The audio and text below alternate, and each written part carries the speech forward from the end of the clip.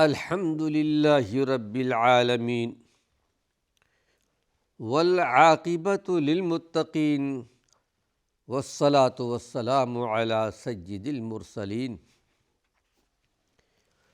ناظرین کرام، السلام علیکم ورحمۃ اللہ وبرکاتہ۔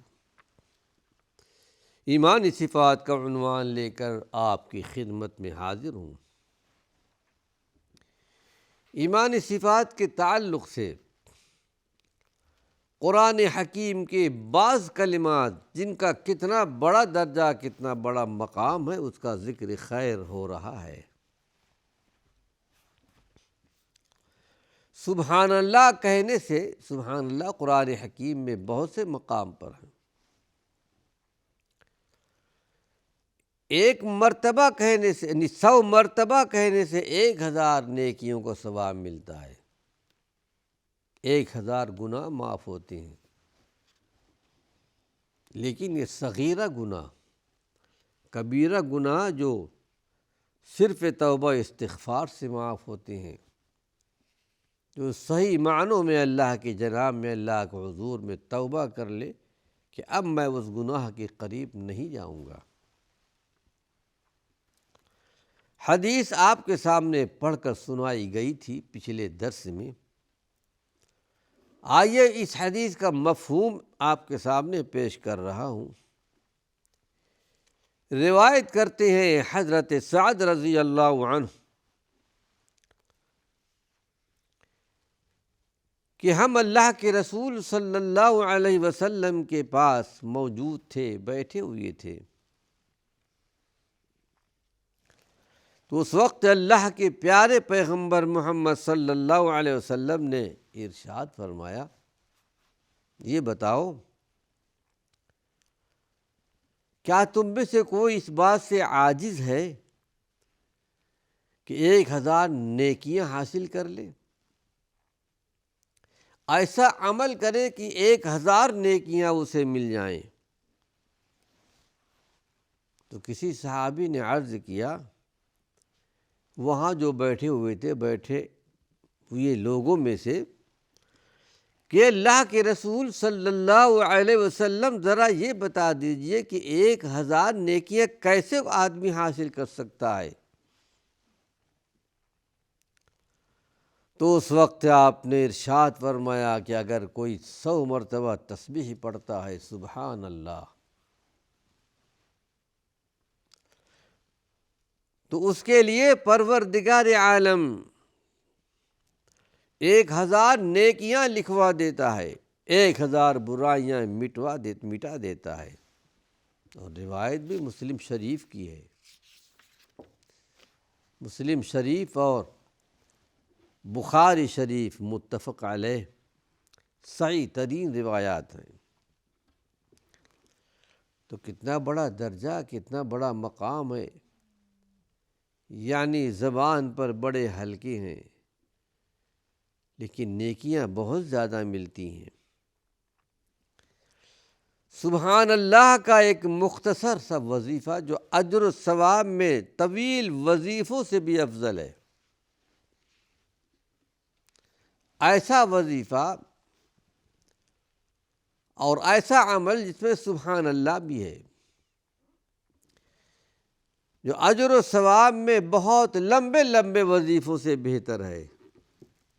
آج یہ حدیث آپ کے سامنے پیش کر رہا ہوں، اور یہ حدیث بھی مسلم شریف ہی کی ہے۔ بڑی پیاری حدیث ہے، جس کو امام مسلم رحمۃ اللہ علیہ نے نقل کیا ہے۔ روایت حضرت جویریہ رضی اللہ عنہا، یہ ام المومنین ہے، اللہ کے رسول صلی اللہ علیہ وسلم کی رفیق حیات ہیں، دنیا کے تمام ایمان والوں کی ماں ہیں، ام المومنین۔ پوری حدیث آپ کے سامنے پیش کر رہا ہوں کہ ان النبی صلی اللہ علیہ وسلم خرج من عندها بکرة حين صلى الصبح وهي في مسجدها ثم رجع بعد أن أضحى وهي جالسة فقال ما زلت على الحال التي فارقتك عليها؟ قالت نعم.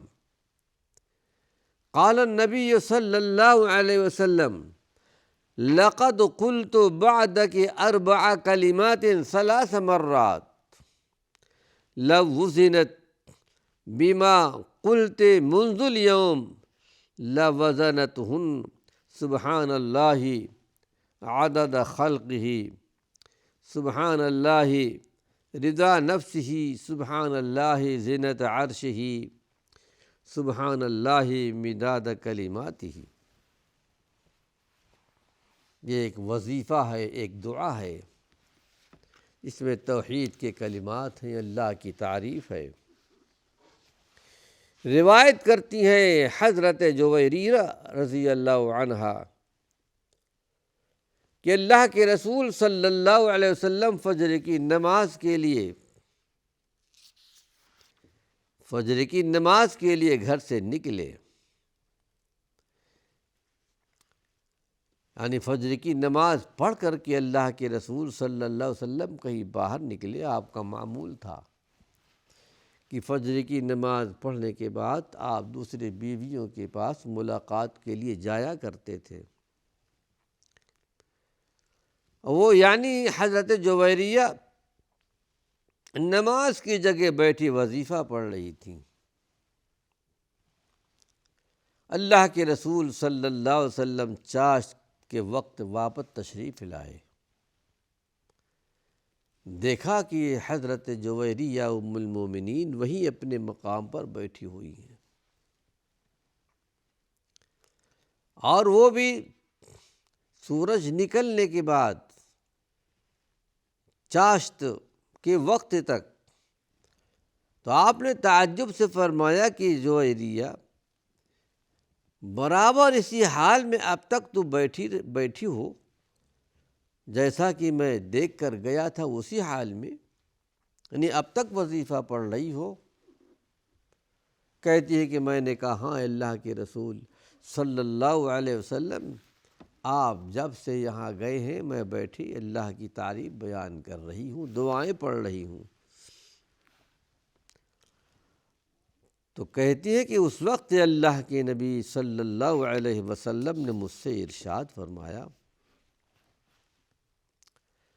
اے جویریہ، میں یہاں سے جب نکلا ہوں، نکلنے کے بعد میں نے ایسے چال کلمات کہے ہیں 3 مرتبہ. ایسے کہے ہیں کہ اگر اسے یعنی اس کا وزن آج کے سارے دن کے وظیفے سے کیا جائے تو یہ 4 کلمے بھاری ہو جائیں گے، جو دن بھر کا وظیفہ. اور یہ 4 کلمے کیا ہیں؟ سبحان اللہ عدد خلقہ سبحان اللہ رضا نفسہ سبحان اللہ زینت عرشہ سبحان اللہ مداد کلماتہ. جو آدمی یہ پڑھ لیتا ہے دن بھر وظیفہ، ایک آدمی دن بھر وظیفہ پڑھ رہا ہو، ایک عورت خاتون بیٹھی ہے وظیفہ پڑھ رہی ہے پورا دن نمازوں کے علاوہ، تو ان تمام وظیفوں میں یہ وظیفہ پڑھ لینا ان سب پر بھاری ہے، ان سب سے زیادہ ہے، جس میں اللہ کے پیارے پیغمبر نے ارشاد فرمایا کہ سبحان اللہ عدد خلقہ، اللہ تعالیٰ کے مخلوق کی تعداد کے برابر میں تسبیح بیان کر رہا ہوں. سبحان اللہ رضا نفسہ، اللہ رب العالمین کے راضی ہونے تک میں اللہ کی تسبیح بیان کرتا ہوں. سبحان اللہ زینت عرشہ، اللہ کے عرش کے وزن کے برابر اللہ کی تسبیح پڑھتا ہوں. سبحان اللہ مداد کلماتہ، اللہ کے کلمات کو تحریر کرنے کے لیے جتنی سیاہی مطلوب ہے اس مقدار کے برابر میں اللہ کی تسبیح کرتا ہوں، لیکن کوئی اللہ کی تسبیح کما حقہ بیان نہیں کر سکتا۔ قرآن حکیم میں پروردگار عالم نے 2 مقام پر اس بات کا ذکر خیر کیا ہے۔ قُلْ لَوْ كَانَ الْبَحْرُ مِدَادًا لِكَلِمَاتِ رَبِّهِ لَنَفِدَ الْبَحْرُ قَبْلَ أَن تَنْفَدَ كَلِمَاتُ رَبِّهِ۔ اگر کوئی اللہ کی تسبیح بیان کرنے لگ جائے، اللہ کی تعریف بیان کرنے لگ جائے، سمندر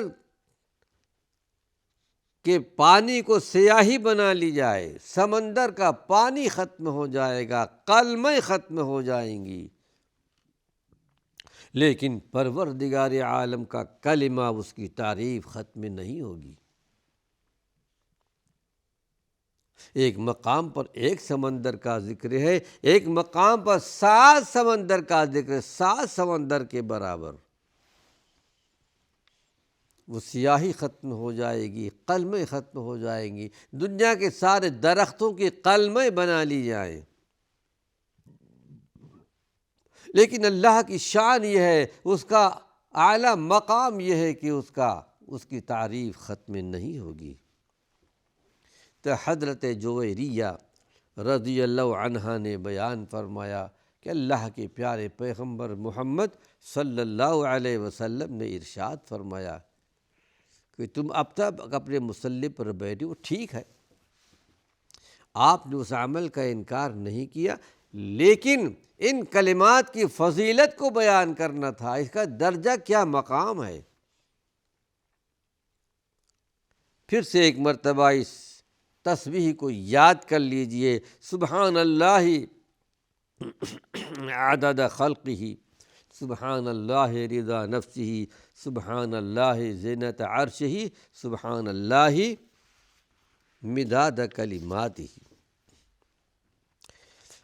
الحمدللہ کے ساتھ اگر کوئی سبحان اللہ کہتا ہے تو آسمان و زمین کے درمیان ساری جگہوں کو نیکیوں سے بھر دیتا ہے۔ سبحان اللہ پڑھنے کا کتنا بڑا درجہ، کتنا بڑا مقام ہے، لیکن اگر کوئی سبحان اللہ کے ساتھ الحمدللہ کہتا ہے، سبحان اللہ الحمدللہ، آسمان و زمین کا جو خلا ہے، یہ جگہ ہے، یہ ساری جگہ نیکیوں سے پر ہو جاتا ہے، نیکیوں سے بھر جاتا ہے۔ عمل بہت تھوڑا ہے، کلمات بڑے ہلکے ہیں، لیکن پروردگار عالم کی سخاوت دیجیے،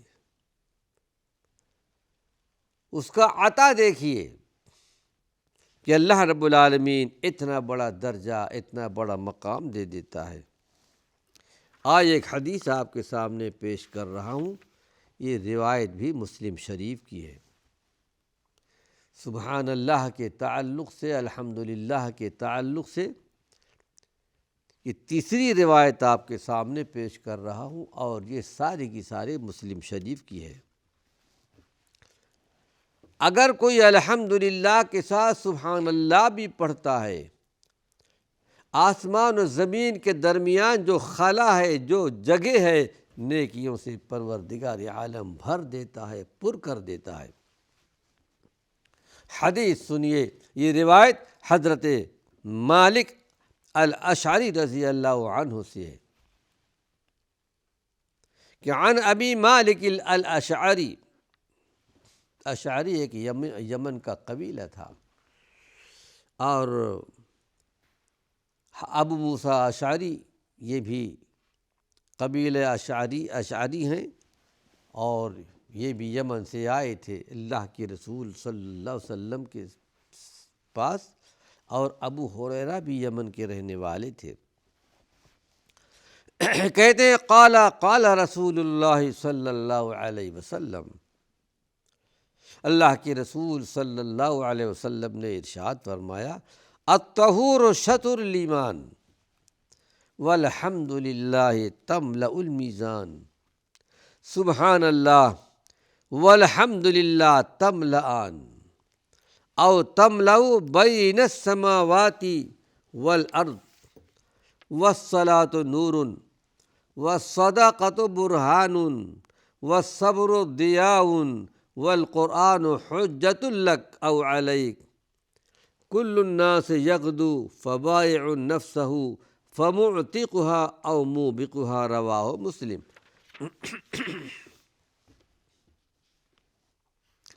روایت کرتے ہیں ابو مالک اشعری رضی اللہ عنہ، مقدس مشہور صحابی ہیں، کہ اللہ کے رسول صلی اللہ علیہ وسلم نے ارشاد فرمایا کہ طہارت نصف ایمان ہے۔ ہم وضو کرتے ہیں طہارت کے ساتھ، پاکی یعنی ہم پاک رہتے ہیں، ہمارا جسم بھی پاک ہوتا ہے، ہمارے کپڑے بھی پاک ہوتے ہیں، تو حقیقت میں یہ کیا ہے؟ یہ آدھا ایمان ہے۔ اپنے آپ کو پاک رکھنا، صفائی کے ساتھ، نظافت کے ساتھ، کپڑے کو پاک رکھنا آدھا ایمان ہے۔ اور الحمدللہ کہنا ترازو کو نیکیوں سے بھر دیتا ہے۔ کل حشر کے میدان میں، قیامت کے میدان میں ترازو رکھا جائے گا، میزان رکھا جائے گا۔ اس طرح دنیا میں ہم چیزیں تولنے کے لیے آلہ ہم نے بنا رکھا ہے، ویسے اللہ رب العالمین کے یہاں بھی میزان رکھا جائے گا، نیکیاں برائیاں تولی جائیں گی۔ فمن ثقلت موازینہ فاولئک هم المفلحون، جن کے نیکیوں کا پلہ بھاری ہو جائے گا وہ کامیاب ہو جائیں گے۔ ومن خفت موازینہ، نیکیوں کا پلہ ہلکا ہو جائے گا، نیکیاں کم پڑ جائیں گی، برائیاں زیادہ، تو حقیقت میں وہ کامیاب نہیں ہوگا۔ پروردگار عالم ہم سب کے نیکیوں کو، میزان کو نیکیوں سے بھر دے۔ تو میزان رکھا جائے گا۔ ناظرین کرام، حدیث تھوڑی لمبی ہے اور وقت ختم ہو چکا ہے۔ اللہ نے چاہا اپنے اگلے درس میں اس کا تتمہ پیش کروں گا۔ بڑی پیاری حدیث ہے۔ پروردگار عالم خالق کائنات ہمیں کثرت سے ذکر اللہ کی توفیق نصیب فرمائے کہ ہماری زندگی اللہ رب العالمین کے حمد سے، اللہ کی تعریف سے پر ہو۔ وآخر دعوانا ان الحمد للہ رب العالمین۔